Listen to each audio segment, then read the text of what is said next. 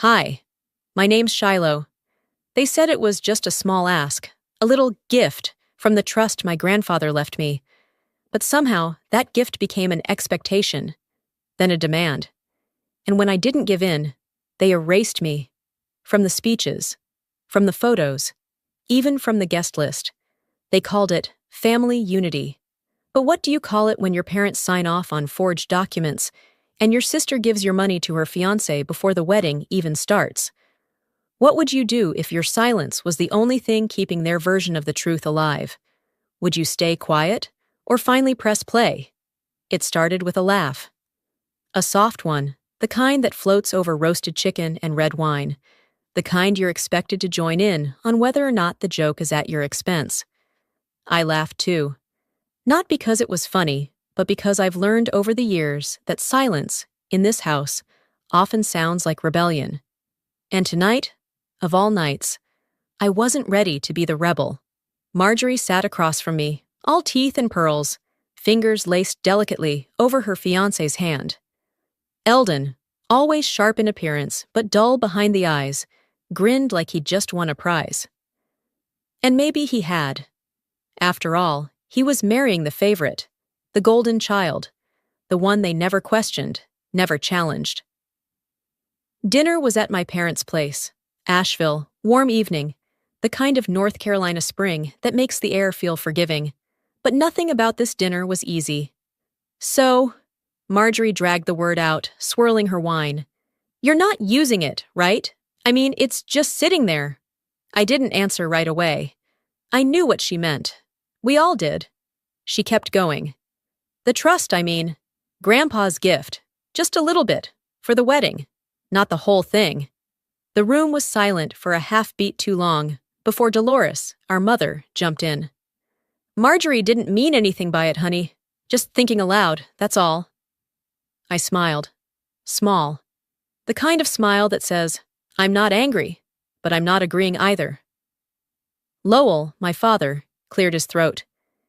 It'd be a nice gesture, for family. That word again. Family. Like it was a shield they could all hide behind while nudging me to hand over the only thing Grandpa ever left just for me.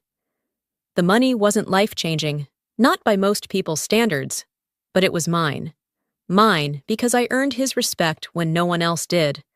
When everyone else was too busy or too tired, I was the one reading to him in that hospital bed, spoon-feeding him when his hands couldn't hold a cup.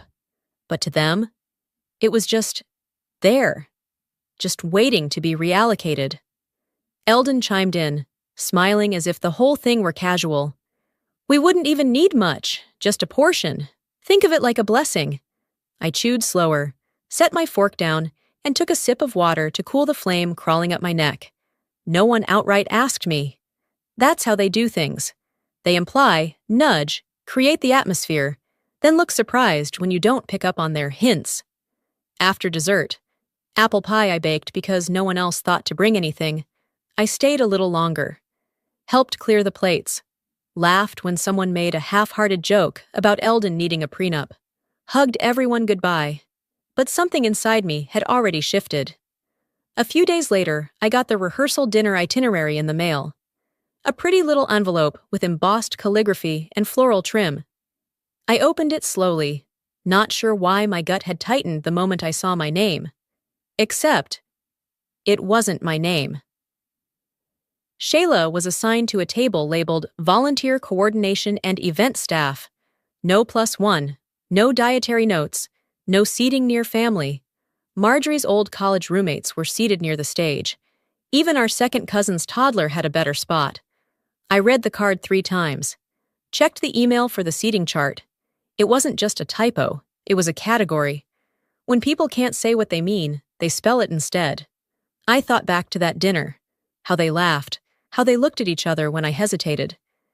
It hadn't been a conversation. It had been a transaction in progress, and I'd failed to sign on the dotted line. I sat on the edge of my bed that night, the card still in my hand. The air was still and silent, broken only by the soft creak of the floor under my foot as I stood. In my car, I pulled out the old leather-bound notebook I kept in the glove box.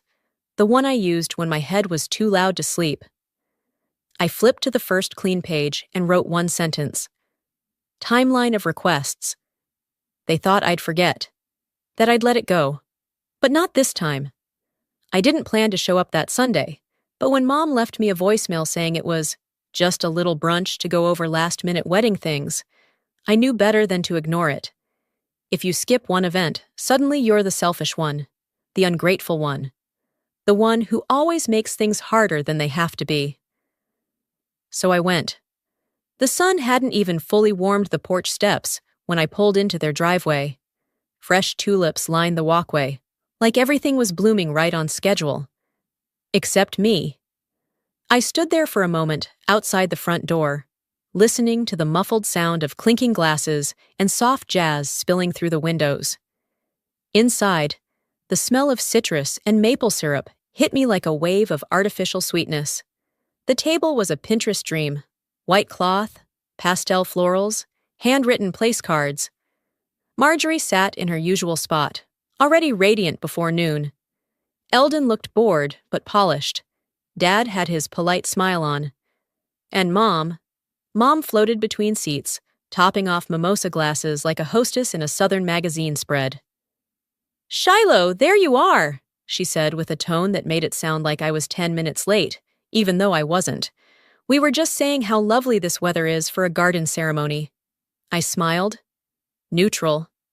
I took the only empty seat, next to the staircase, behind the decorative hydrangea that blocked half the table.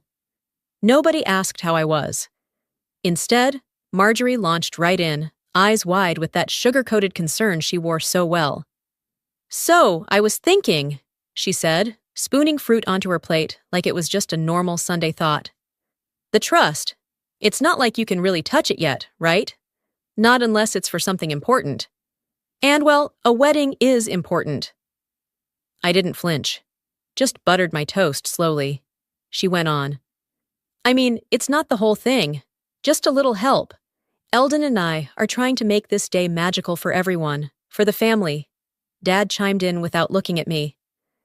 "If I had what you have, and my sister was getting married, I'd do the right thing."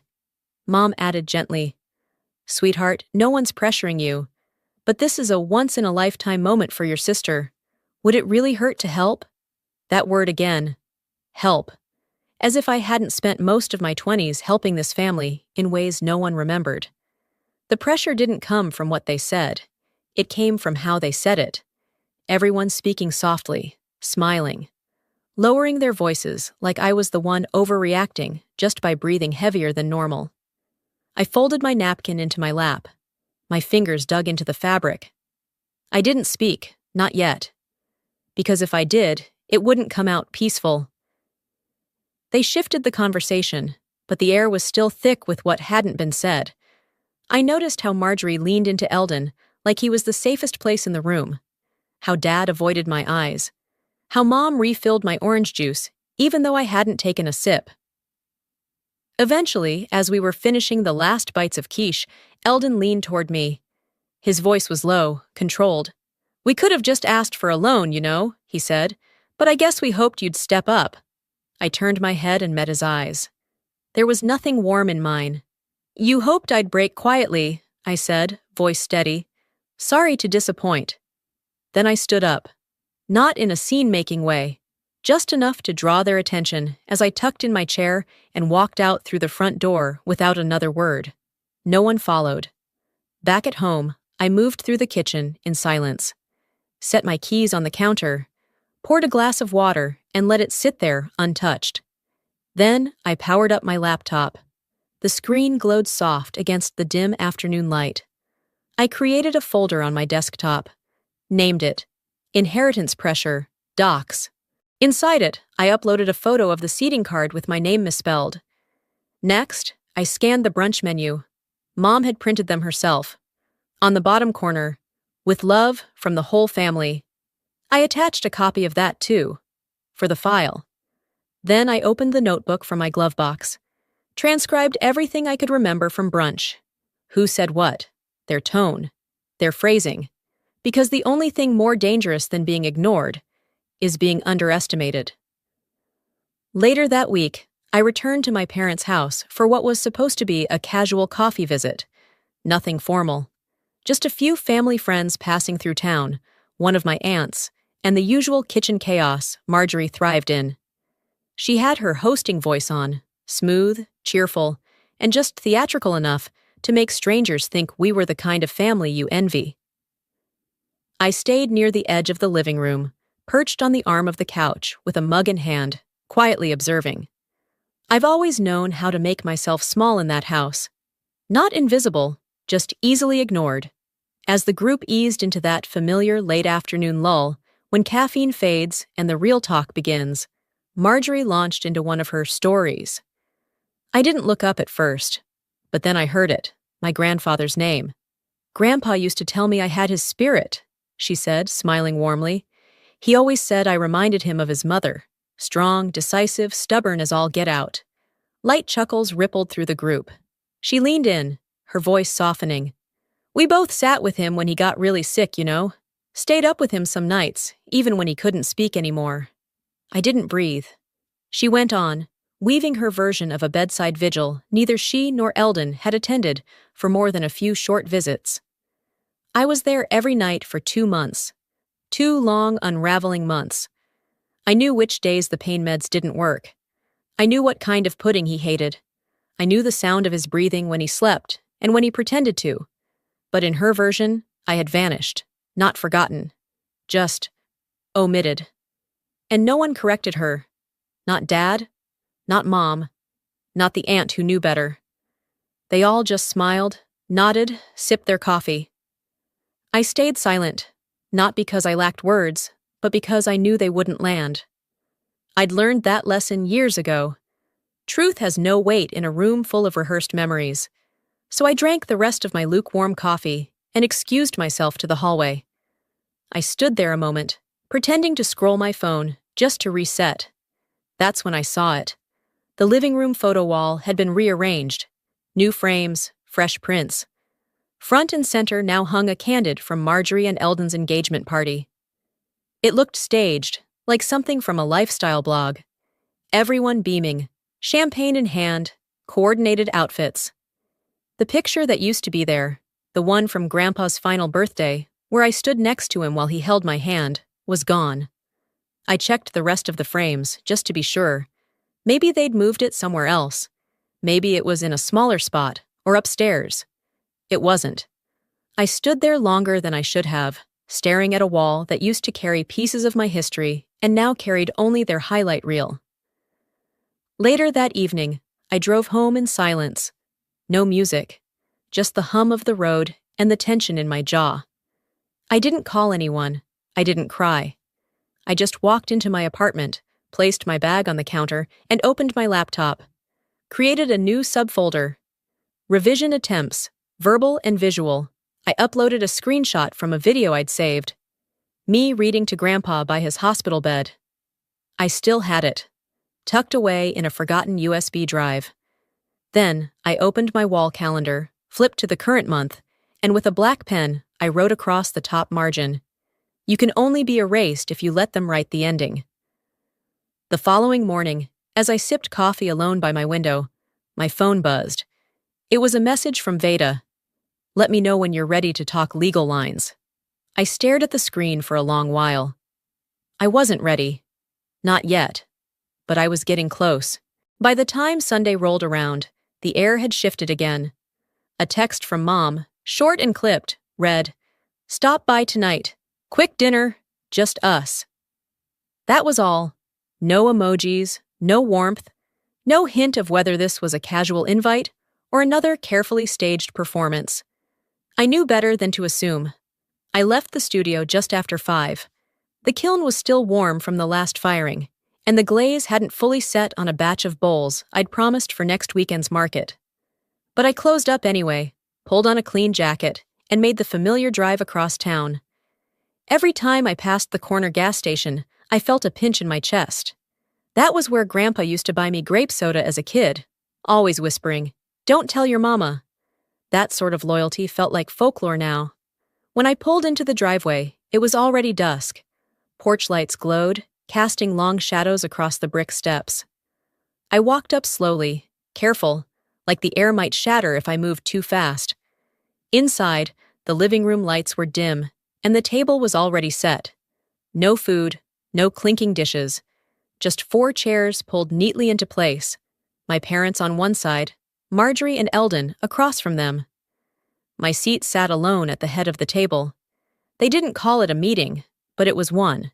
A staged production in 4 acts. No scripts, but every word felt rehearsed. "Shiloh," Mom greeted me, soft as a cloud. "Glad you came." I sat without speaking. My palms rested flat on my thighs, grounding me. Dad started. "We've been thinking. It might help if we all cleared the air before the wedding. It's important to your sister that everyone's on the same page." Eldon nodded, offering a smile that didn't reach his eyes. "Nobody wants drama, especially not on the big day." Then Marjorie leaned forward. "We're just trying to do what's best for the family." That word again. I didn't move. I didn't even blink. She continued.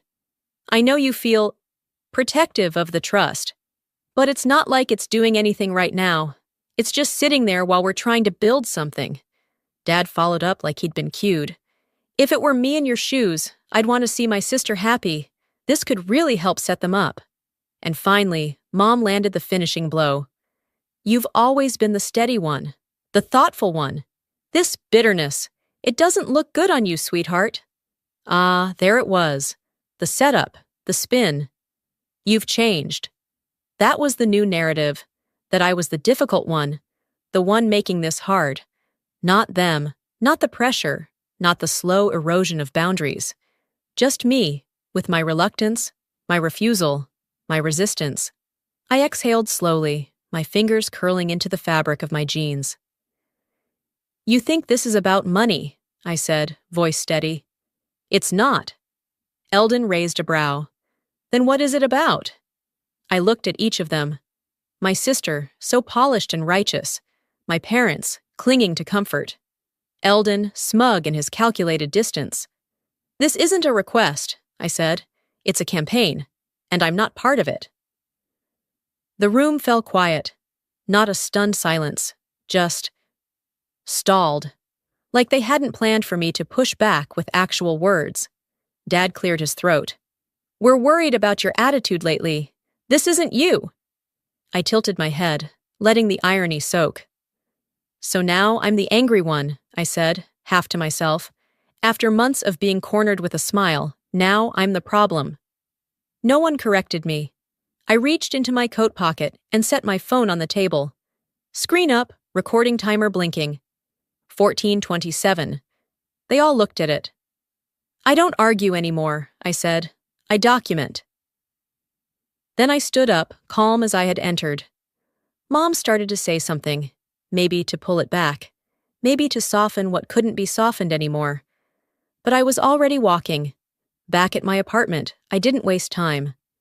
I plugged in my phone, saved the recording, backed it up to 2 folders, labeled it clearly, "Family Meeting, Unedited." Then I attached it to the folder on my desktop and opened the message thread with Veda. Her response came fast. "That's enough evidence to begin a freeze motion. Let's talk Monday." I typed back without hesitation. "Let them keep talking. I'm done listening." By the time the rehearsal day came, I wasn't walking in blind anymore. I had already braced myself for omissions, backhanded kindness, and that nauseating tone my family used whenever they needed something but didn't want to ask outright. Still, I didn't expect the full production. It was early. Dolores had asked me to be there ahead of the others, to help with setup. I arrived a few minutes before 9. The barn had been renovated with polished wood floors, exposed beams, and overpriced fairy lights strung like some Southern Living magazine fantasy. The smell of lemon polish and eucalyptus candles filled the space. I walked in carrying the extra crates of lanterns I'd picked up for her last week. Unpaid, unthanked, of course, and headed toward the stage where a clipboard sat waiting. The event coordinator was chatting with a florist, so I figured I'd glance over the printed program she'd left behind. It took 3 seconds for my stomach to tighten. There was a section titled Words of Gratitude, Beneath it, a list of names. Cousins I hadn't seen since my 20s. An old neighbor who used to bring banana bread during Christmas. The efficient. Even one of Marjorie's old professors. Not me. No mention of me at all. Not as a speaker, not as a contributor. Just airbrushed out of the narrative. Again. I flipped through the next page, seating chart. I was at table 9, next to vendors and support team. They were calling this a family event, but I was treated like the help. I caught Marjorie alone near the catering station 20 minutes later. She was adjusting the height of her veil, talking to herself in the mirror when I stepped up beside her. Was I left out by mistake? I asked, my voice as even as I could make it, or by design.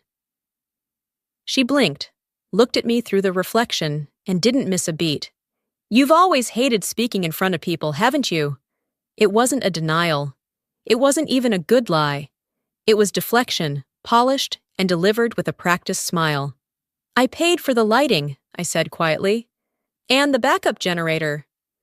She turned to face me then, eyes wide like I'd just accused her of arson. Why are you bringing that up now? Because no one else would. I walked away without responding. There was nothing else to say.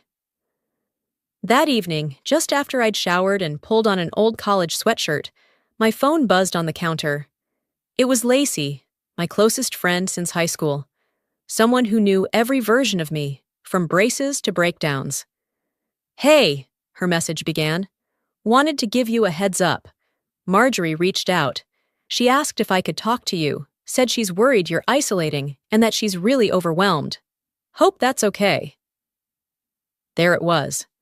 Not just exclusion, replacement. They didn't want me to speak, but they wanted someone else to speak for me. Someone more palatable. Someone less likely to say no. I stared at the screen and let the message sit for several minutes before replying. Not okay, please don't let her use you like that. Lacey answered almost immediately. Didn't think it felt right. Just wanted to be transparent. I thanked her, tucked the phone aside, and turned back to my laptop. Then I wrote a short message to Marjorie. If you have something to say to me, say it yourself. Leave my friends out of it. I copied the same to Dolores for good measure. I knew they had a pattern. When I went quiet, they whispered behind my back. When I spoke up, they pretended I was unstable. 10 minutes later, I emailed the event coordinator with one clear instruction. Remove the thank you segment from the final script. If not, I'll call the lighting company and cancel my contributions. It was the most polite threat I'd ever written. She responded. Understood.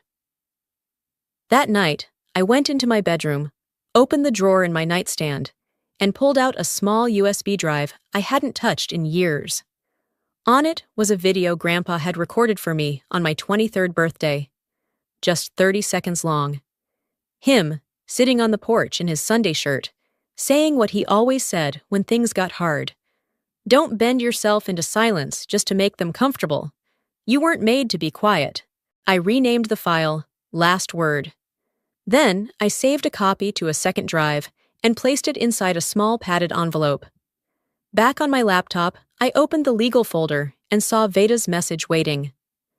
I can escalate the freeze next week, but I need your full go-ahead. I didn't hesitate this time. Do it, I typed back. They thought leaving me out would keep me soft. They were still dealing with the version of me who apologized just for having boundaries. The next day came without drama. The sky held a flat gray stillness, and for once, I appreciated the lack of color. I spent the early part of the afternoon cleaning the apartment, repotting a plant I'd nearly let die 2 months ago. It felt good to care for something quiet, something that didn't smile while slowly cutting you out. Around 3:42 p.m., my phone buzzed with a voicemail notification. No missed call, just the message. Good afternoon, this is Kim from First Carolina Bank's Fraud Detection Department. We noticed a high-value authorization initiated from a third-party account linked to your trust. If this request wasn't made by you, please return our call at your earliest convenience. I stood there with my hands still wet from watering the ivy on my windowsill. I dried them on my sweatshirt, replayed the message twice, then tapped Veda's contact. She picked up on the second ring. "I just got a call," I said, voice even. "Something's in motion." Without missing a beat, she replied, "Hold tight. Don't respond to the bank yet. Let me dig first." I opened my laptop, pulled up the document folder, and added the timestamp and message transcript. It wasn't about being paranoid anymore. It was about being ready. Less than 40 minutes later, my phone rang again. "Veda. They submitted a forged power of attorney," she said. "Scanned signature, poorly done. But the names attached?" She paused. "Dolores, Lowell, and your sister's fiancé, acting as their legal rep." I swallowed hard, not out of shock, out of certainty. I had expected manipulation. I hadn't expected them to drag a pen through my life and sign my name without flinching. "They said it was to consolidate assets for the family," Veda continued, "to prepare things for post-wedding investments. Their words, not mine." "Let's move," I said. "Whatever we have to do." She didn't waste time. By that evening, a cease and desist had been sent to the bank, Eldon and my parents. A formal freeze request was underway. She even looped in the original estate lawyer Grandpa had used, an older man named Thompson, who still remembered my name when she called. "This isn't a family disagreement anymore, Shiloh," she said. "This is clear legal overreach and fraud." I nodded, even though she couldn't see me. "I know." After hanging up, I didn't sit down. I didn't cry. I didn't pace. I printed 2 sheets, one with my actual signature from a notarized lease, the other with the forged one pulled from the bank's copy. I circled the inconsistencies in red and slipped both into a slim folder. Then I drove. I didn't call ahead. I didn't want them prepared. By the time I parked in front of their house, it was already dark. The porch lights were on. The house looked soft, welcoming, as if it hadn't been the source of a growing bruise on my life. Lowell answered the door. "Shiloh," he said, clearly surprised. "We weren't expecting—" "I won't be long." He stepped aside. Dolores sat in the living room, flipping through a bridal magazine. She didn't look up. I stood in the doorway and opened the folder. "This is your last warning," I said. "This," I held up the page with the forgery, "is a felony. I don't care how much you think you're owed, or what you think Grandpa would have wanted. He left that trust to me. Period." Dolores glanced over, but said nothing. Lowell's voice was quiet. "We were trying to help her start her future." "You mean by stealing from mine?" I didn't raise my voice. I didn't need to. I laid the photocopies on the coffee table and pointed to the forged signature. "I asked for distance. You broke into my life with a pen." I looked at both of them. "The next paper you get won't be from me. It'll be from a judge." No one stopped me as I turned and walked out. Back home, I updated the folder on my desktop. Renamed the latest document chain, Stage 2, Initiated. Then I emailed Veda 2 words. Green light. 10 minutes later, her reply pinged back. "Asset freeze is in process. Let's see how united they are when the money's out of reach." For the first time in weeks, I shut my laptop and didn't double-check the locks on my door. They wanted my silence more than they wanted my support. Now, they'd get neither. The next evening, I arrived at the rehearsal dinner 15 minutes early, just as Dolores had requested. The venue had been transformed. Soft lights strung across rafters, flickering candles on every table, and the air thick with expensive floral arrangements and polite expectations. I walked in through the side entrance, past a few catering staff and vendors setting up. My eyes scanned for a familiar face, but all I saw were polished people in pastel clothing and forced cheer. One of the event staff greeted me by the name tag table. "Ah, here," she said, flipping through cards. "You're Sheila, right? Volunteer coordinator?" I looked down. My name, again, spelled wrong. And not just wrong, rewritten into a role I never accepted. The corner of the card had a little yellow dot, which, I assumed, corresponded with the seating chart on the easel next to the entryway. Table 11, back corner. just outside the path to the restroom. I didn't react, not outwardly. Instead, I took the card with a nod and walked toward the coordinator. "I didn't volunteer for this," I said, "and I certainly didn't agree to be categorized as support staff." She hesitated. "Oh, I was told by the family that you'd prefer to stay low-key, less attention." I turned toward Dolores, who stood arranging champagne flutes across the head table, utterly unbothered. She caught my glance and offered a smile that said everything and nothing at once. "You've always said you don't like being in the spotlight," she called gently, like she was doing me a favor. There it was. The script, the rewrite. I'd been edited out of the center and placed where they didn't have to look at me. I sat at my assigned table, surrounded by folded chairs and distant relatives of the caterer. The only sound was the occasional flush from the nearby restroom and the clinking of silverware being laid out. Midway through dinner, a woman I barely recognized leaned over, wineglass in hand. "Your sister's so lucky," she said with that tight-lipped smile people wear when they're not quite sure if they're complimenting you or reminding you of your place. "Getting married, finally settling down. And you? Still doing your art thing, right?" Still. As if what I'd built didn't count. As if not attaching myself to a man meant I was floating untethered, while Marjorie's diamond ring somehow anchored her to virtue. I nodded, sipped my water, and didn't offer anything back. I'd learned that not every insult came with sharp edges. Some arrived dressed like concern and left bruises anyway. After the meal, Eldon stood to give a toast. He tapped his glass with his fork and began. "Family is everything," he said, "and in every family there are sacrifices. People who know when to give, not just hold. Who understand that unity means stepping aside when someone else needs the space." I felt the air shift. Eyes turned. Not all, but enough. A few subtle glances toward my corner table, the one next to the restroom. I stood up before he finished, walked out through the kitchen, past the dishwashers, and into the cool night air. There was no anger anymore, just a cold clarity. This wasn't my event. It never had been. I was here because they needed a witness, not a participant. By the time I got home, the sky had darkened and my phone had 2 missed calls from unknown numbers. I ignored them. I sat on the edge of my bed, slipped off my shoes, and pulled out the USB drive labeled Last Word. I'd kept it safe for years. Now it was ready. I called the technician at the venue. He answered with a casual, "Hey, yeah? Can I make a last-minute addition to the AV loop?" I asked. "Sure," he said, slightly confused, "as long as I get it tonight." I attached the file and sent it. No note, no context. It would play when they least expected it. Just 30 seconds. Grandpa's voice, his words, his eyes locked into the camera, saying exactly what needed to be said.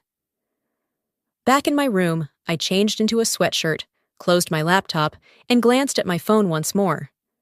A message from Veda lit up the screen. "Everything locked. They can't access a cent." My response came without hesitation. "Perfect. Now I'll deal with their other currency, attention." That night, I went to sleep with my phone face down and the curtains drawn. I didn't need more light. I didn't want more noise. All I needed was a few hours of quiet before the final act. And maybe, for the first time in a long while, I actually slept. By the time morning rolled in, Asheville was foggy, the kind of dense mist that muffled everything, the air, the sounds, even your thoughts. I woke to a vibration on the nightstand, a bank notification. "Transfer of $60,000 initiated." I sat up fast, staring at the screen. The asset freeze hadn't cleared through the court yet. They'd found a window. Eldon had slipped something past, probably filed before the paperwork finalized, probably thought I wouldn't catch it until it was too late. I called Veda immediately. She answered before the first ring ended. "I know," she said, calm. "I saw it come through. Emergency injunction is already filed. I flagged it with the trust's legal counsel. We'll reverse it. Let them celebrate this last grab. It'll be short-lived." She sounded colder than usual, focused, like this wasn't just law anymore, it was personal. I let her handle the damage control. My attention was on something else now. By early afternoon, the wedding had begun. I didn't wear anything flashy, just gray slacks and a black blouse. No makeup, no heels, no pretending to play a part I wasn't written into. The venue was buzzing by the time I arrived. I moved through the entrance without drawing attention, past staff adjusting chairs and checking floral placements. The AV technician spotted me and gave a small thumbs up. "Cued. Slide 42, he whispered. "It'll auto-run with the montage. You sure you want no intro slide?" I nodded once. Just let it speak. I found a seat in the back, far from the head table. I wasn't here to pose for pictures or play nice with people who hadn't spoken to me in a decade. I was here for closure, my own kind. The reception moved along with precision. Champagne poured on time, speeches sprinkled between courses. Marjorie looked perfect in her dress, smiling as if the last 3 months had been smooth sailing. Eldon clung to her side like a campaign manager next to his candidate. Then came the family montage. The lights dimmed, soft music swelled, baby pictures, school plays, vacations I hadn't been invited on, birthdays I remembered differently than how they were framed on screen. Slide 39, then 40, then Grandpa. Not the man they painted in their stories, but him, frail, clear-eyed, seated on the edge of his hospital bed in that striped cotton robe. He looked straight into the camera. "If you're watching this," he began, "someone's tried to take what I left for Shiloh. I want to be clear. This gift, this trust, was hers. Because she was there when it mattered. Because she never asked for anything." He paused. "Don't let them rewrite the truth. It was always hers." The screen faded to black. No applause, no laughter, just silence. Dense, crushing. I didn't smile. I didn't look around. I stood up, heels clicking softly against the hardwood floor. I walked straight out through the side door. Dolores called after me faintly, but I didn't turn. Lowell mumbled something I couldn't hear over the hush.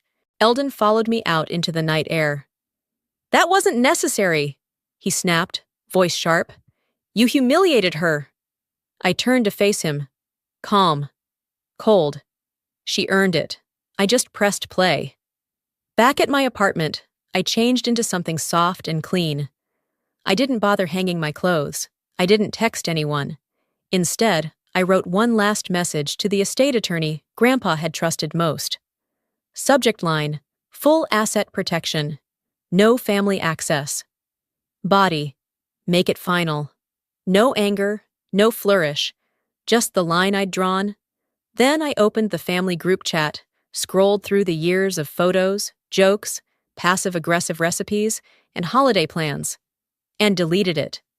Blocked Eldon. Saved the video to a secondary drive.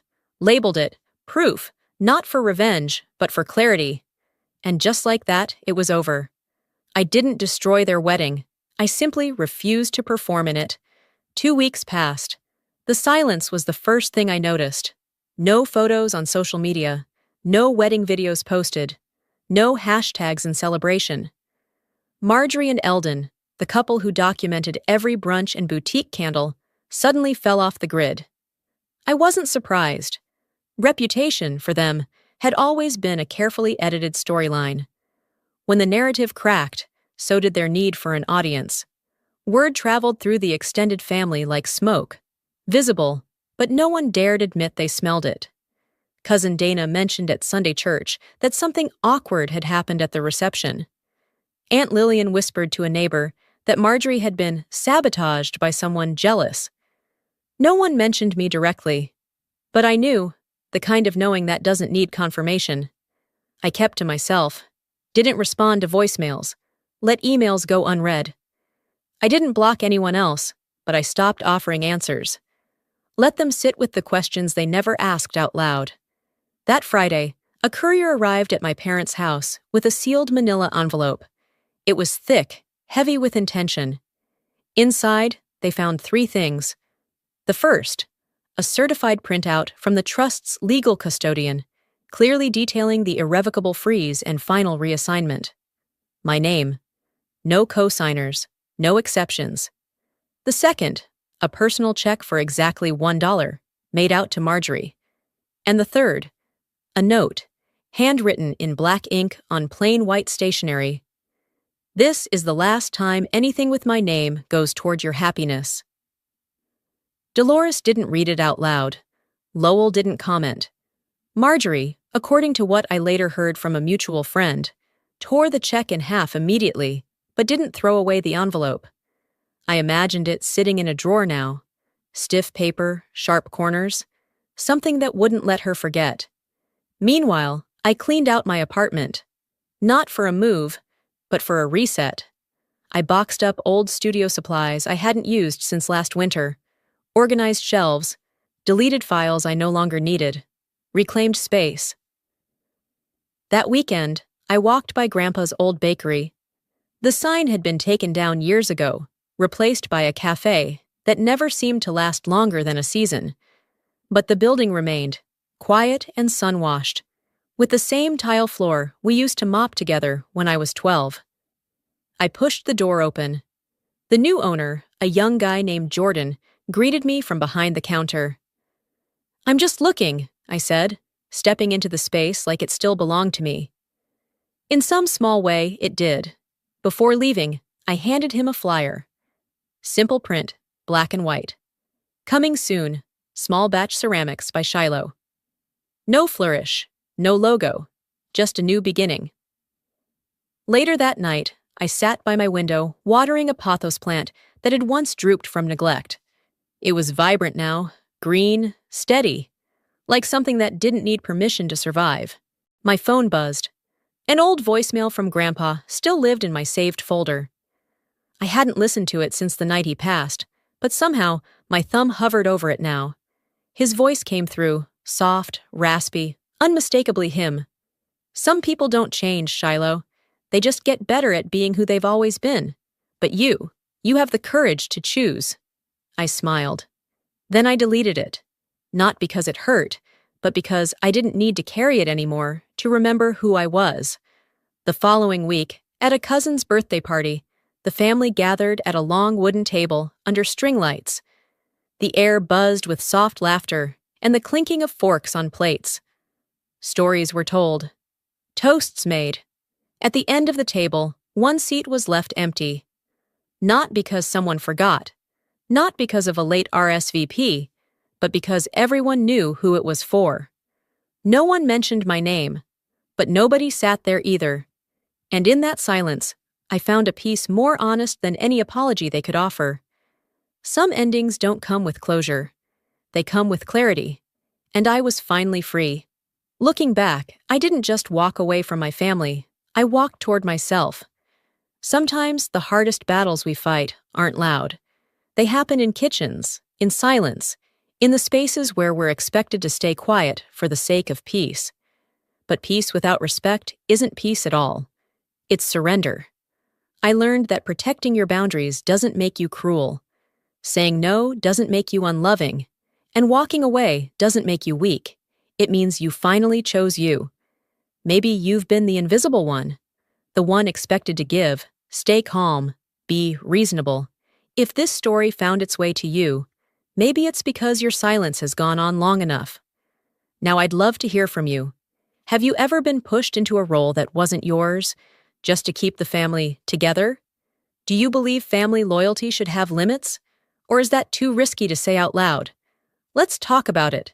Share your thoughts in the comments. You don't have to agree with me. Just speak your truth. And if this story touched something in you, if you saw even a flicker of your own life in mine, leave a 1 in the comments or tell me where you're watching from. If you didn't like this video, that's okay too. I'd genuinely love to know why and where you're watching from, whether it's your kitchen, a quiet evening walk, or somewhere you're just trying to feel less alone. And hey, if stories like this speak to you, if you want more honest, unfiltered tales about real people navigating real wounds and quiet victories, go ahead and hit that subscribe button.